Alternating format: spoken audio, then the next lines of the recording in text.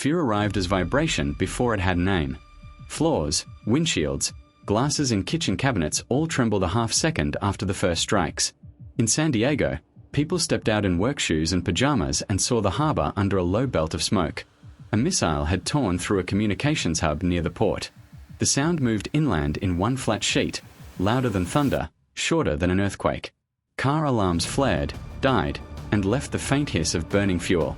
In Norfolk, the shock came as a slow shove through old brick near the naval piers. Somewhere close to satellite links and pier infrastructure, another hit bent window frames and rattled dishes. A 68-year-old woman sat down in her hallway, flip phone in hand, watching signal bars while every call to her son failed. Across Puget Sound, a tight flash marked an impact near facilities tied into undersea cables. The delayed crack reached ferry decks and cul-de-sacs seconds later. On the Tacoma Narrows Bridge, traffic rolled to a stop behind a pickup whose driver stood in the lane, staring at the new column of smoke. In Sacramento, a 57-year-old mechanic saw a distant flare near the airbase and felt his shop light stutter. The grid caught, lost, then caught again as load shifted while his small radio coughed broken phrases through static. Impact confirmed, unknown damage to multiple nodes. Elsewhere, the power did not return. Sections of the Houston Energy Corridor dimmed in sequence as substations and control systems went offline under combined hits and cyber interference. In New York, some blocks blinked and held, others went dark and stayed that way. A few hospital generators started at once, others needed long seconds while alarms shrieked in ICU corridors. Phones lit and failed in the same motion. Networks jammed under the weight of calls and alerts. GPS displays froze or drifted, icons sliding off roads that still lay where they always had. Guidance arrived in short, conflicting bursts. One FEMA crawl on local TV read "Seek shelter."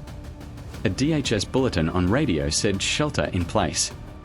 Other channels offered a flat line, DEFCON posture adjusted, with no detail. Miles from the harbor in San Diego, air raid sirens rose, long, climbing tones triggered by heat and smoke near the burning port. The system did not distinguish between docks and quiet streets. Families who had heard the explosion only as a dull thud now took the siren as proof of a second strike. Some stepped onto lawns, then backed away.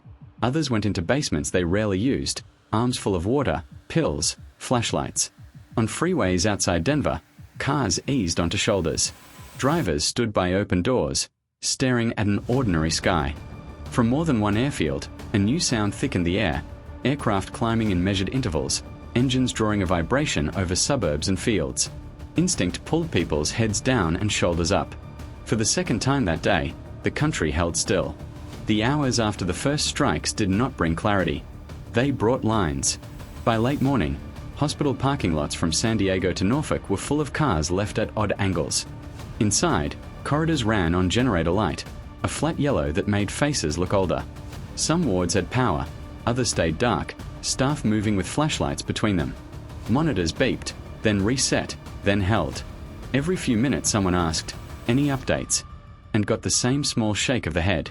At gas stations outside Denver and along the Gulf Coast, vehicles formed narrow columns that reached back onto feeder roads. Engines were mostly off to save fuel. People stood beside open doors, phones in their hands.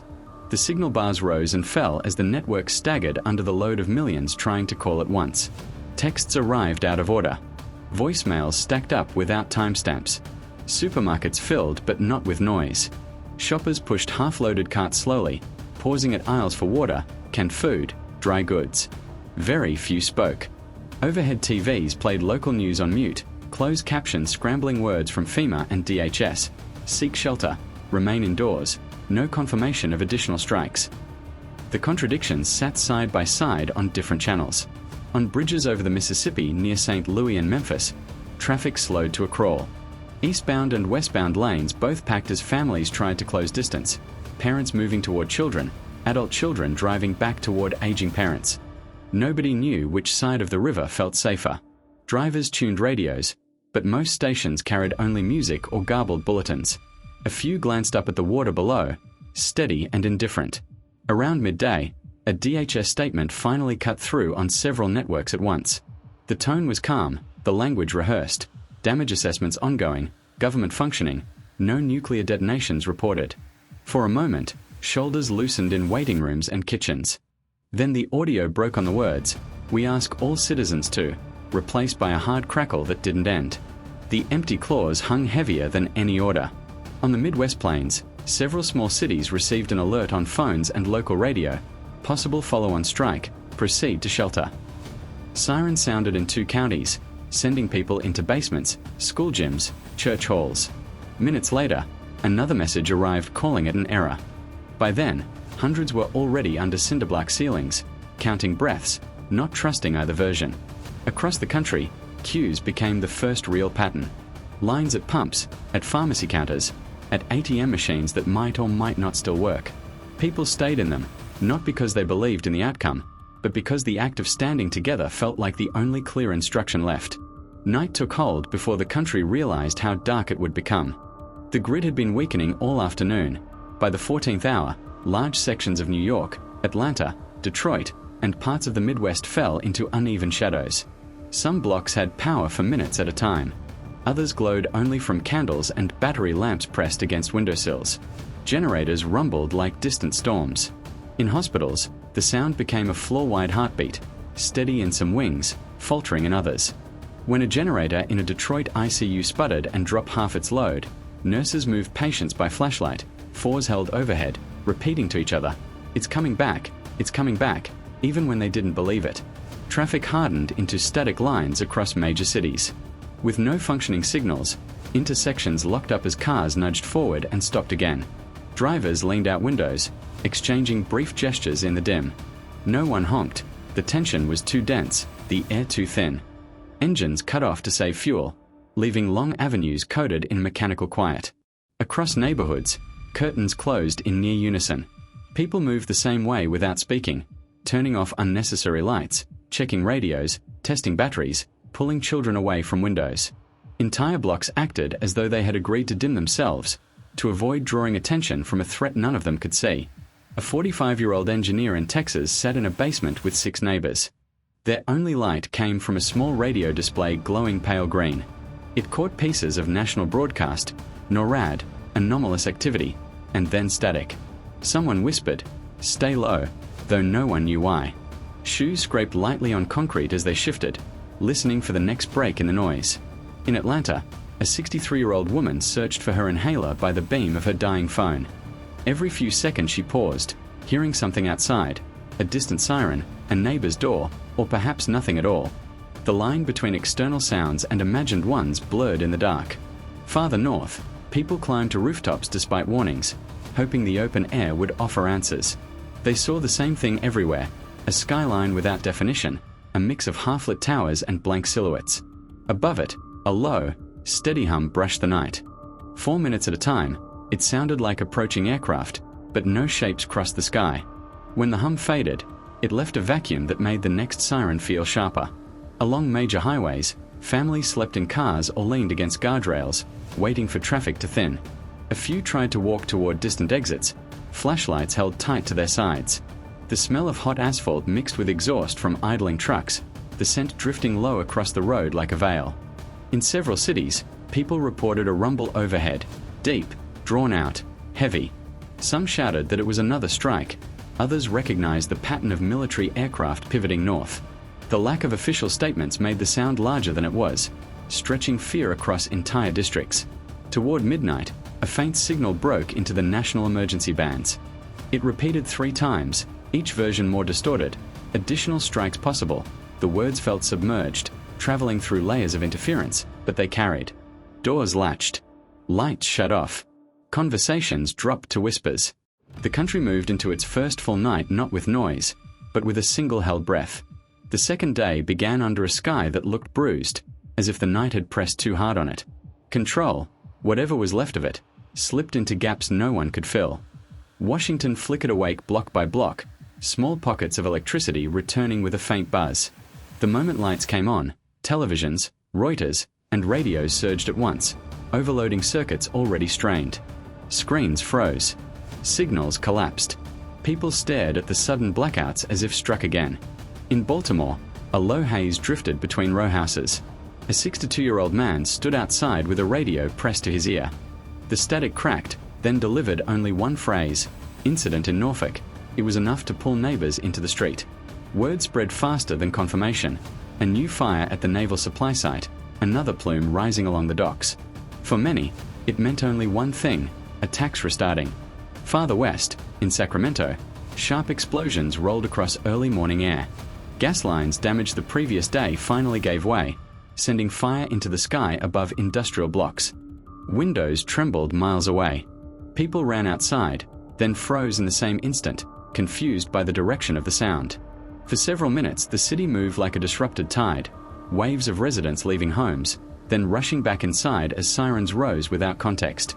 Across Virginia, the Norfolk blaze sent up a thick vertical column, darkening the already muted dawn. The fire was localized, but no one believed that. Groups gathered at intersections, exchanging rumors, checking the sky.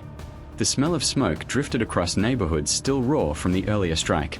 Local emergency operations centers ran on generators, their rooms thick with heat and diesel fumes. Staff moved between paper maps and half-functioning monitors. Messages arrived out of order, some from FEMA channels advising caution, others from DHS without timestamps. Between transmissions lay long pockets of silence that felt intentional. Exhaustion settled into the halls like dust. Over Texas, the stillness broke. Air defense systems near Lackland AFB tracked an unidentified object moving fast and low. When interceptors reached it, the sky lit in a brief, white burst, too bright to ignore, too quick to interpret. Civilians across San Antonio heard the shockwave and dropped instinctively. Some sprinted into storm shelters. Others lay flat on living room floors. Radios near the base cut to emergency tones, then went dead. From above, the country looked unsettled. Thin trails of smoke along both coasts, fragments of light pulsing through half-functioning grids, aircraft weaving steady routes across the continent without pause. The air carried a low, constant hum from military corridors. In the background of almost every transmission came the same fractured lines: unconfirmed strike, assessment pending. In Minneapolis, a 70-year-old couple opened a metal trunk untouched for decades. Inside were relics from the Cold War: masks, iodine tablets, a hand crank siren. They set everything on the carpet without speaking. The husband wound the small radio, trying to catch something clearer than static. On bridges over the Mississippi, walkers formed narrow columns, neighbors checking on one another, passing information, sorting truth from rumor. The river moved slowly beneath them, its surface reflecting the broken lights of cities that breathed in unsteady rhythm. Some districts dimmed intentionally, others shut down as a defensive instinct, entire blocks choosing darkness because light felt like exposure. In western suburbs, a 50-year-old woman handed bottles of water to neighbors clustered in her driveway. She whispered, "It won't happen again, right?" But no one answered. Everyone kept glancing east, as though danger traveled with the sunrise. Then the radios snapped with a new noise, a sharp, clean transmission slicing through the static. Unidentified launches detected. The phrase landed like a weight across every street, hallway, and shelter. Conversations stopped. Cars halted mid-turn. The country stiffened in collective silence. For a moment, even the wind felt still. Dawn broke without warmth. Light fell over New Jersey and Pennsylvania in thin, washed-out layers, revealing streets where people moved as if sound itself were dangerous. Every noise carried weight. A dropped can, a closing door, the distant thud of a truck tailgate, each made clusters of neighbors tense, listening for patterns they feared to recognize. Near Pittsburgh, families gathered in basements and school shelters that smelled of dust, plastic mats, and old ventilation. A 45-year-old father held his children's hands while a battery lantern hummed overhead. Every few minutes someone asked if the sky looked clear. No one opened the door long enough to know. Along I-80, traffic was a frozen spine across the state, hundreds of vehicles abandoned or idling in place. A 58-year-old truck driver stood outside his cab, arms crossed against the cold, listening to a radio that offered only clipped warnings and weather updates from hours earlier. Around him, people waited without speaking. In New Jersey, an elderly woman sat on the steps of her basement, radio pressed to her chest more than to her ear. The signal drifted in and out, delivering fragmented sentences: maintain shelter, avoid unnecessary travel. The words repeated so often they lost meaning, becoming more rhythm than guidance. The first shock of the day rose from California, an explosion near March Air Reserve Base. A dense column of smoke pushed upward, visible for miles. Phones lit with unverified alerts. Residents stopped mid-errand, staring west. certain it marked a new wave of strikes. Some shelters refilled within minutes, doors slamming behind groups who had just stepped out for air. Over the southern states, GPS signals wavered, then failed entirely. Aircraft rerouted in cautious arcs. Pilots reported unreliable coordinates, and those reports leaked to civilians as half-formed rumors about attacks on airports. Gas stations filled with people who simply stood, waiting for instructions that never arrived. In Colorado, the day cracked open a second time. Air defense systems near the strategic facilities outside Colorado Springs intercepted 2 drones, one destroyed in the air, the other spiraling into a canyon. The echo rolled through the foothills like a slow drumbeat. Entire neighborhoods ducked into basements again, though no official order had been issued. Across the country, cities looked like scattered archipelagos, pockets of half-light surrounded by broad regions of dim silence.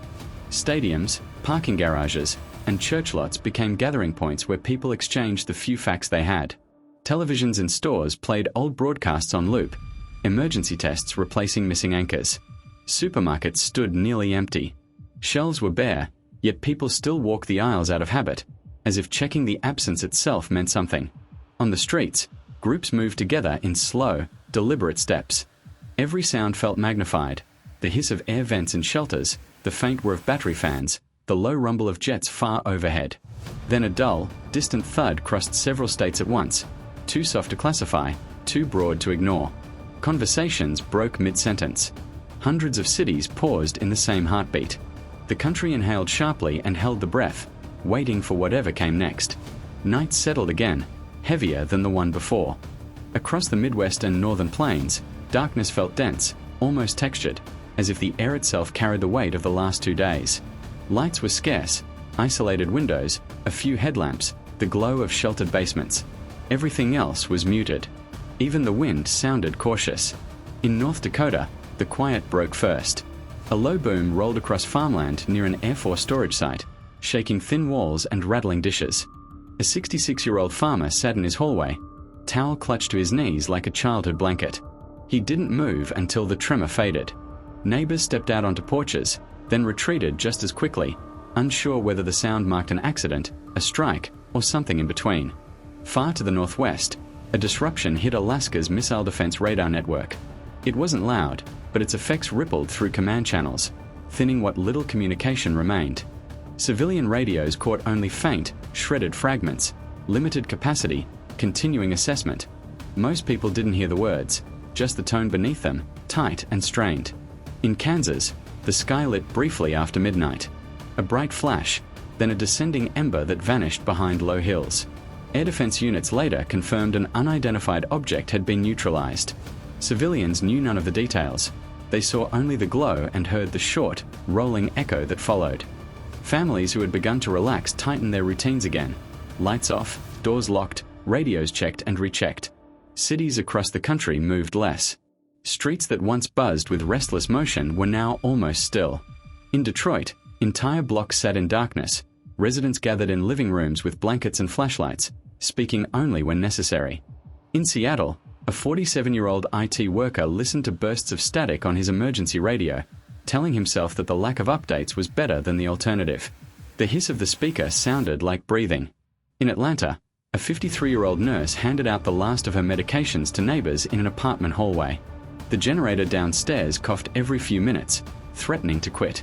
She kept her voice low, explaining doses by touchlight while children leaned against the wall, eyes wide and silent. Across countless towns, people moved through small rituals, checking water, tightening window coverings, turning off unnecessary lights, adjusting blankets, scanning the sky through narrow gaps. No one expected instructions anymore. Waiting had become a posture, a habit that required little energy and offered no comfort. From above, the nation resembled a scattered archipelago of faint lights across a darkened continent. Forests looked like black oceans. High-altitude aircraft crossed those expanses with steady, distant vibrations that drifted down like warnings without words. Inside basements and garages, the air held the smell of dust, concrete, and damp fabric. People whispered only when needed. Radios crackled, batteries ticked softly, and the faint hum of distant engines slipped through walls. The stillness felt less like peace and more like a held breath stretching across time zones. Near the 48th hour, a new voice entered the radio bands, clearer than any in the last day. Neutral tone, steady pacing. Just one line. The situation is changing. Then silence. Heavy. Total. In that pause, it felt as though the entire country leaned forward, not in fear, but in recognition that whatever came next would define the hours that followed.